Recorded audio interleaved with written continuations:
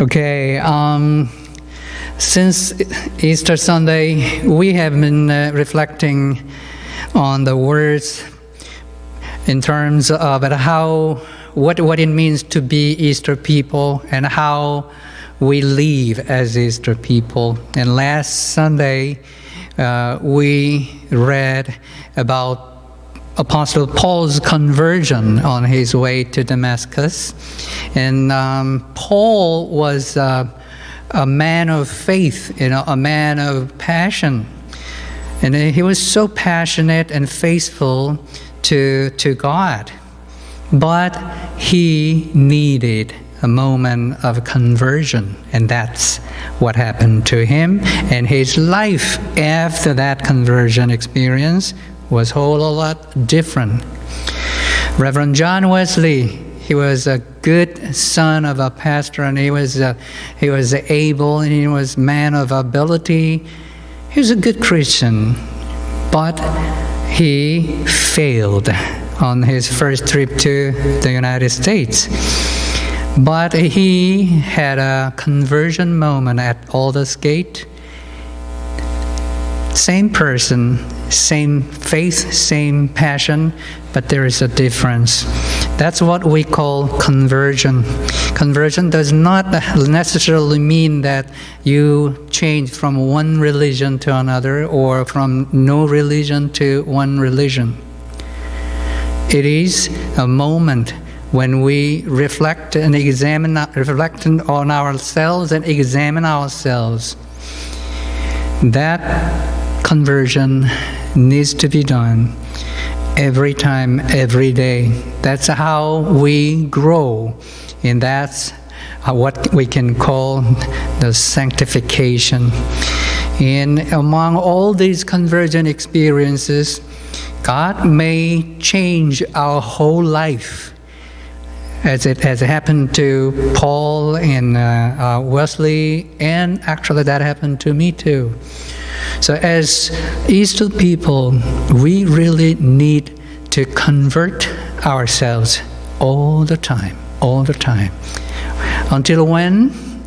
Until when God calls us into God's everlasting arms. And that's our journey toward Christian perfection.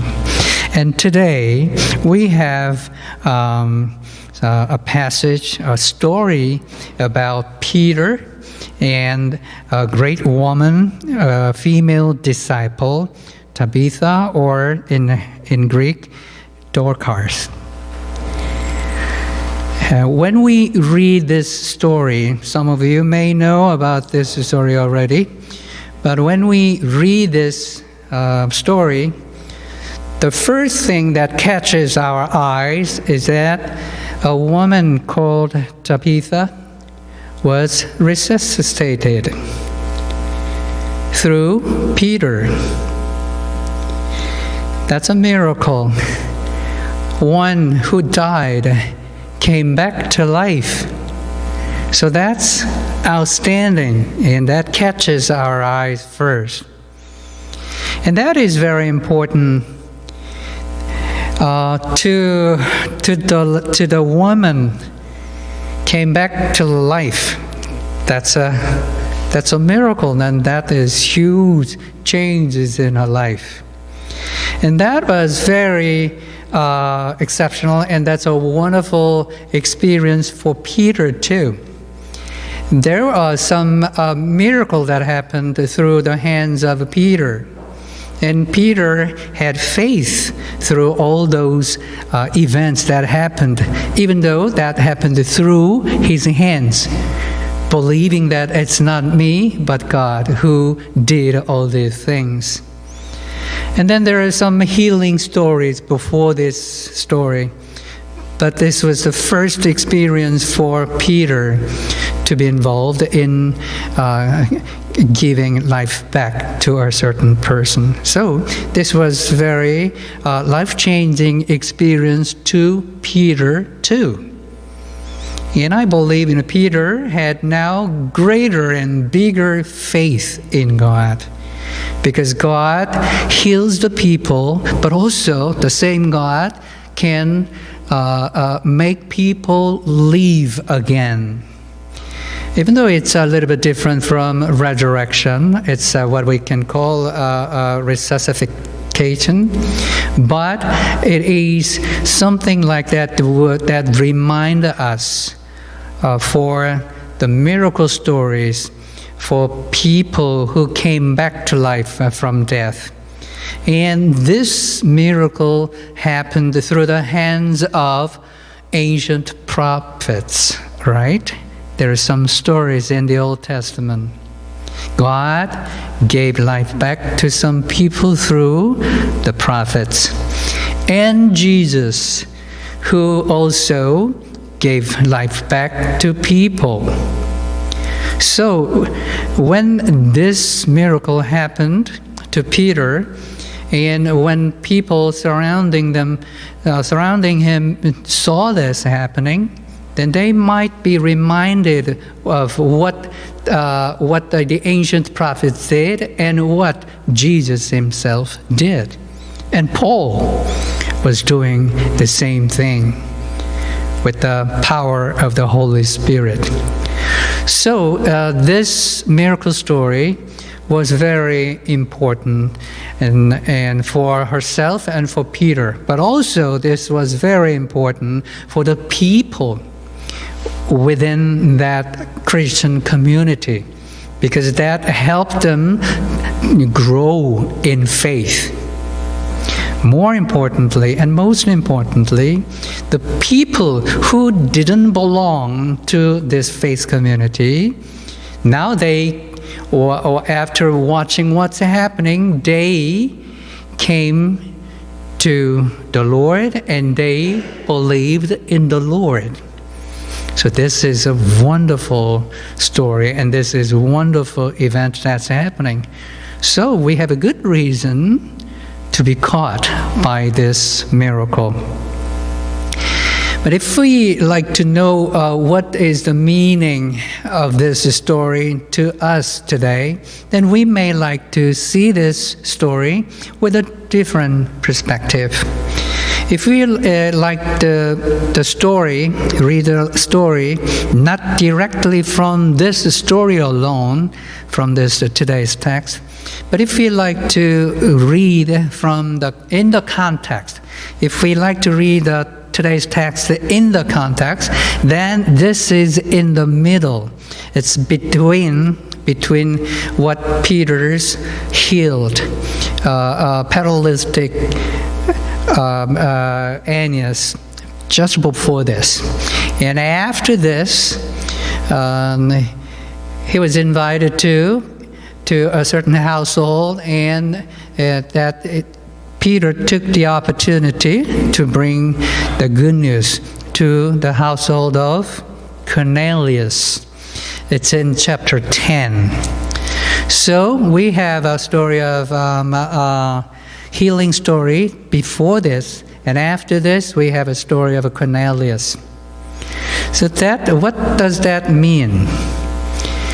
In the former part of the book of Acts, we find some stories about the disciples, and for some chapters just before, we just heard that conversion story of Paul. And now our story is back to Peter, one of the disciples. Then we know that Apostle Paul, has been called out by God to the Gentile people, right? Peter and all other disciples, they believe that they've been called to preach the gospel message for the people of Israel. But now, Peter and other disciples they have now growing faith in that God is bringing this salvation not only to the people of Israel, but to all the people in the world. That's why God chose Paul to be the disciples for the Gentiles. And Peter and other disciples, even though we still believe and we are for the people of Israel, but still God would love to use these disciples too for bringing the good news to the Gentiles. So Peter is on his way to bigger faith and greater faith. God's grand plan for including all people into God's salvation. That is something big and something that Peter and other disciples might have not thought about. Peter was invited to this wonderful moment. So, and then from that perspective, we find the meaning of today's text. It's God's salvation, grand plan. And this is about Peter's growth. Even though the miracle itself catches our eyes first, but we can also find it is not just about her life back from death, but also the growth, Paul's growth in faith, including embracing the Gentile folks in his mind. Now, we've been reflecting on the meaning, what it means to be an Easter people, and what we are expected to do as Easter people. If you like to read this text from this point of view, then we may like to see what was happening in that particular faith community in Joppa. There was a lady whose name was Tabitha in Hebrew and Dorcas in Greek. And she was a disciple. And the word, Greek word for that word is in the feminine form. So you can translate it a female disciple. She was a disciple. She was not just a Christian who just came into this Christian faith. She was a disciple. So we can assume that she was in a leadership position or something. And what she did was to do all the works, good works and the acts of charity. But this faithful Christian lady, she became sick and she died. What a big loss in that faith community. Then you can imagine the bereavement and all the griefs that the church members had. And also great loss in terms of the mission that they have been doing, because it seems that she was in the very center of that ministry.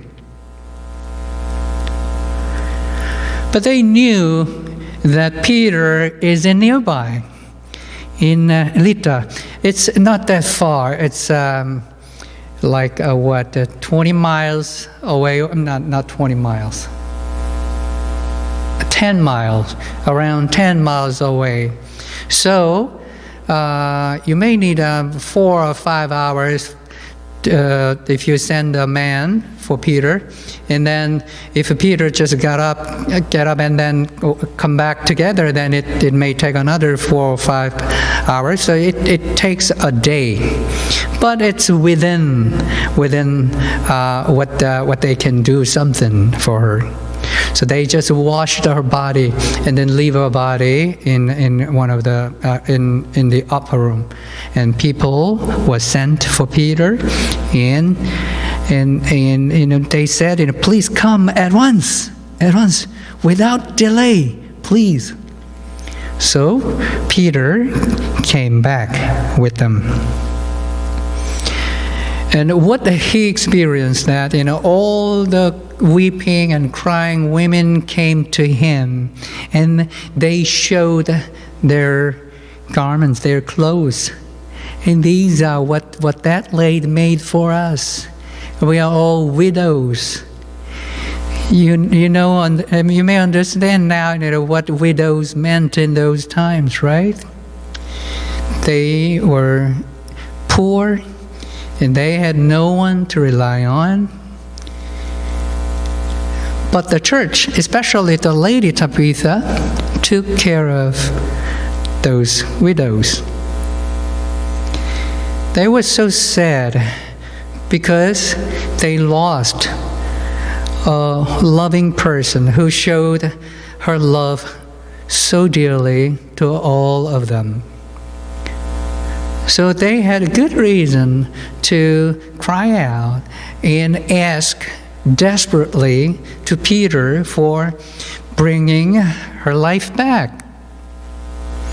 In some way, they may have some kind of faith that even though they never heard of Peter bringing the life back from death, but they wanted to put a hope in what Peter will be doing.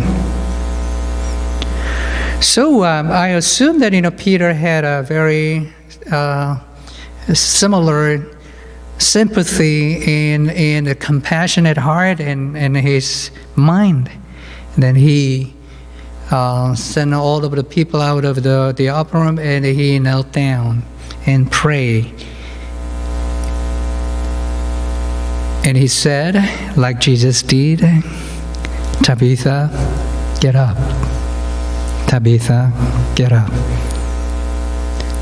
And she came back to life. And Peter showed her to everybody.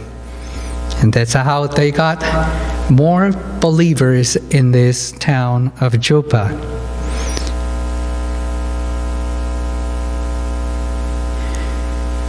So what it means to be Easter people is to be active in doing all the good works and acts of charity.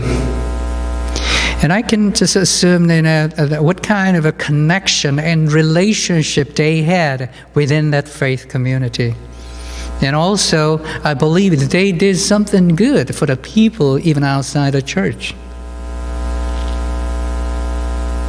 Easter people are supposed to do the similar things. And all the widows were the evidence and living proof for their faith and for their love.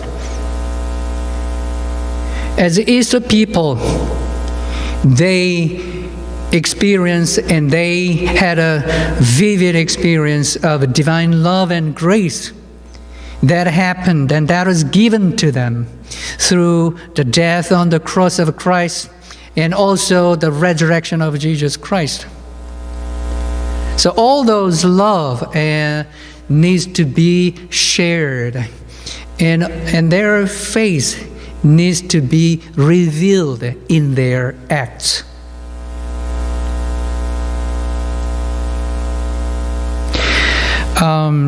Some of you may have heard there's a kind of an Asian culture. You know what origami is? Paper, folding and something. And if you fold 1,000 paper crane, then all your wishes will come true. That's what I heard and what I grew up. And I grew up with that idea. And a similar thing is happening in Japan too. So, when the war broke out between Ukraine and Russia, many of the Japanese people decided to, fold the paper crane, and they collected all of them, and so they collected so many paper cranes. And actually that was too much. And they wanted to deliver those paper cranes to the people of Ukraine as a symbol and as a token of their support. But the problem is they are too much. So you need a huge military airplane two planes to deliver all those paper cranes. Actually, that's what they did when the earthquake happened and tsunami happened in a part of Japan, and they did the same thing to their own Japanese folks. So much, too much paper crane, and so the people in that town just refuse. And there are so many things that we need to do, and we can't take care of this paper crane. Please stop sending the paper cranes. What is happening here? I'm not demise, or I make fun of these precious heart. When you give your support through these beautiful acts, then it is important. But there's a kind of the boundary. If it goes beyond boundary, then it can be a kind of burden, not support. Also, just imagine, if you really want to show your support and give a practical support, then you can collect some money, or you can collect some stuff that can be used practically for the people in that area, or for the people in Ukraine. If not the military offensive weapons, if you have any opposition to that idea, then but you can still, send some other materials.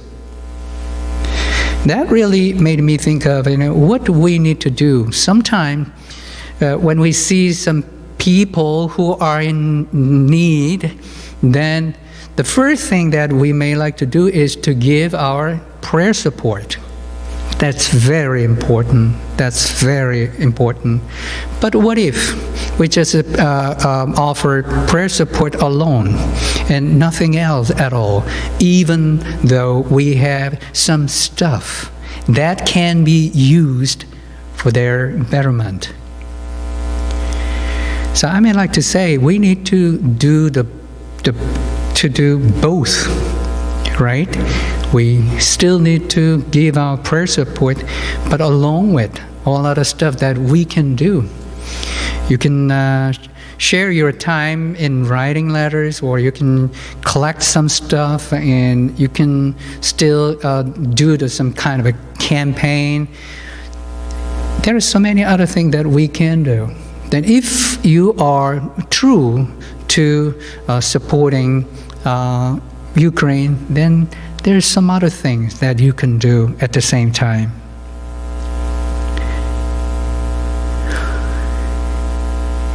On this Mother's Day, I'm thinking of it, what it means to be Easter people as Christian community. And I believe we really need to be a mothering church. And that's what the church in Joppa did. And that's what the lady named Tabitha did. She was mothering all other people that need some help and support. As we remember our own mothers, who were your mothers to you? I know there are some people who had not ordinary relationship with their mothers. It's so sad and unfortunate. But most of the mothers are the ones who give the best care for their children. First, mothers give birth to life. Every one of us came to this life and came to this world through our mothers. mothers give birth to life. And also, mothers give cares. When we were born, right after we were born, we are vulnerable. There's nothing that we can do as a newborn baby. Without care, no baby can survive. No single newborn baby can survive without care. And mothers are the ones who give care for us. Life is given through mothers, and care is given through our mothers. A newborn baby are dependent on their mothers entirely for everything.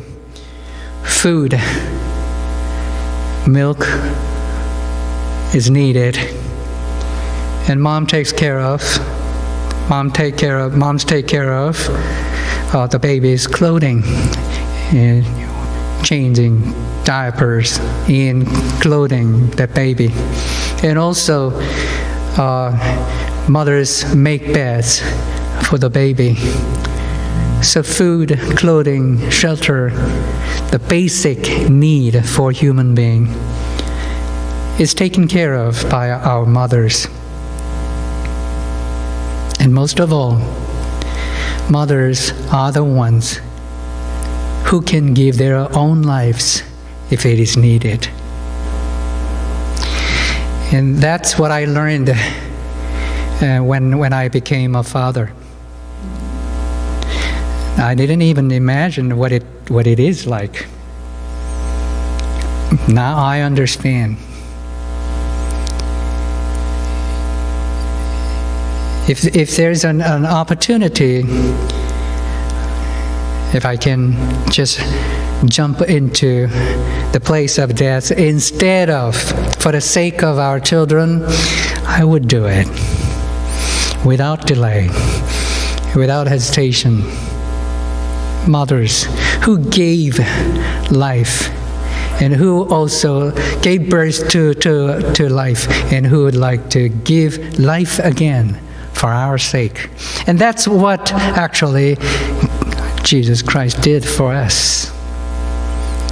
So whenever I think of our mothers, that really reminds me of the love that I received from our Lord Jesus Christ.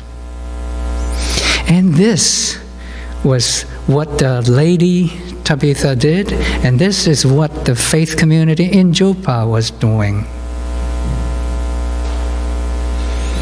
Today's text in it concludes with a very interesting line. Peter stayed in Joppa for some time with a tanner named Simon. Peter himself was a Simon, but he stayed while he was in Joppa. He stayed with a tanner named Simon. There's a different Simon, of course. And tanners are those who work with the skins, the leather of animals, right? So you can expect some kind of, bad smell or odor, and also some kind of, some pieces of meat, from the skin, and also some blood and everything. So that really makes people feel that the tanners are unclean. And according to the law of the Old Testament, tanners are unclean. They were regarded as unclean. And Peter stays with that Simon. That's very odd. That's unusual thing to Peter. Because Peter and all other disciples who were faithful Jewish folks, faithful to the law, and they didn't want to do violating any of the law. And Peter stays with a tanner. He stays with the unclean person. You can't think of what Peter is doing if considering what he did in the past. But that was a kind of a cue sign, because while he was still in Joppa, he got a message now from Capernaum, about Cornelius' family, and the vision of all the from above. There is a lowering down of a cloth, and which contains all the unclean animals. And then Peter hears the voice and eat them all. No, how can I eat those unclean animals? That I'm not allowed to eat them according to the law. And how can you say that those animals are profane, as I am? God, saying that it's okay. So it's a kind of cue sign about what's going on now in the near future. Then why we have this one line? We don't, if you'd like to omit this line, it's still okay. But it's just simply put in this location. And how can we understand this passage in relation to what was happening in the Christian community in Joppa? What they did was to help people, and they did good works, and they wanted to be mothering church to all other people.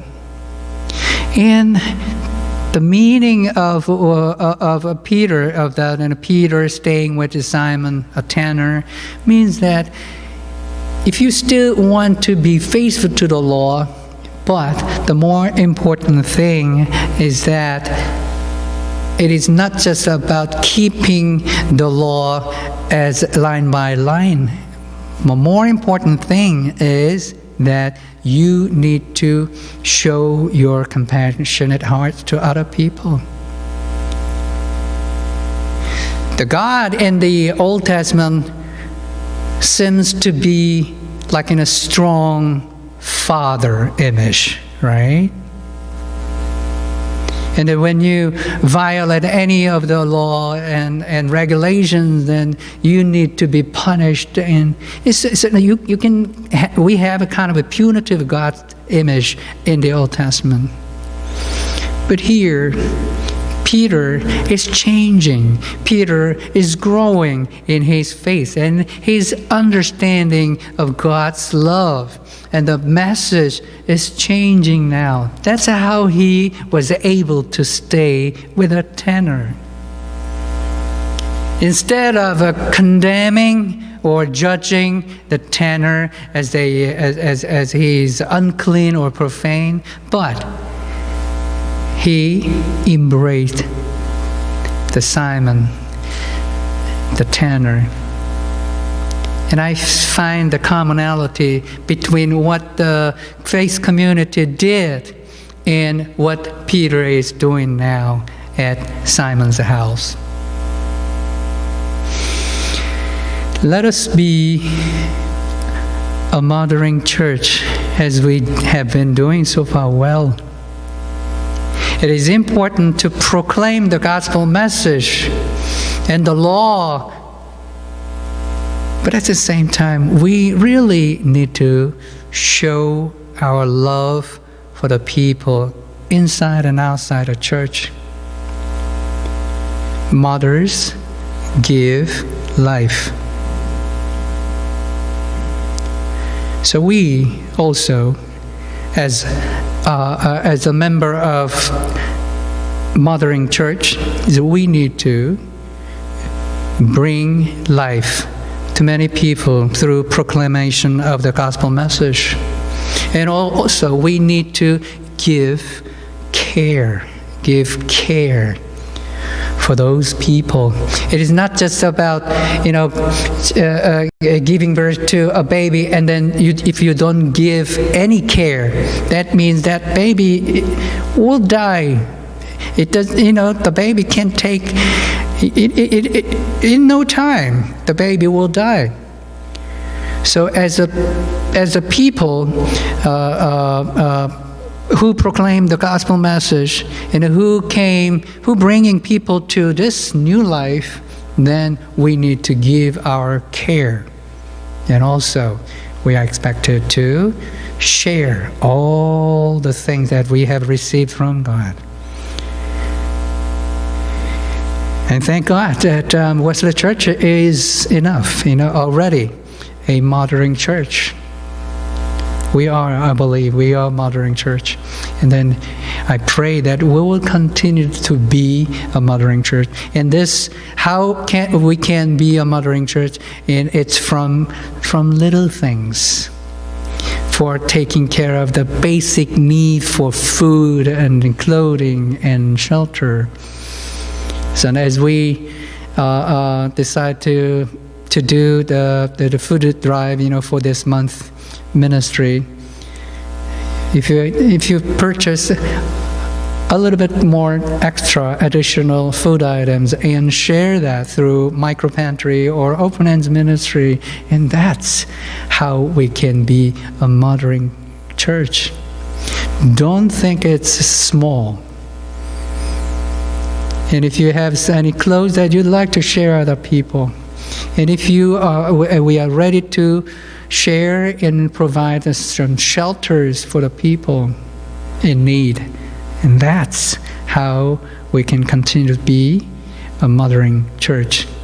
May God bless us all, and God bless this church in this effort to doing the ministry from this little tiny things. Amen.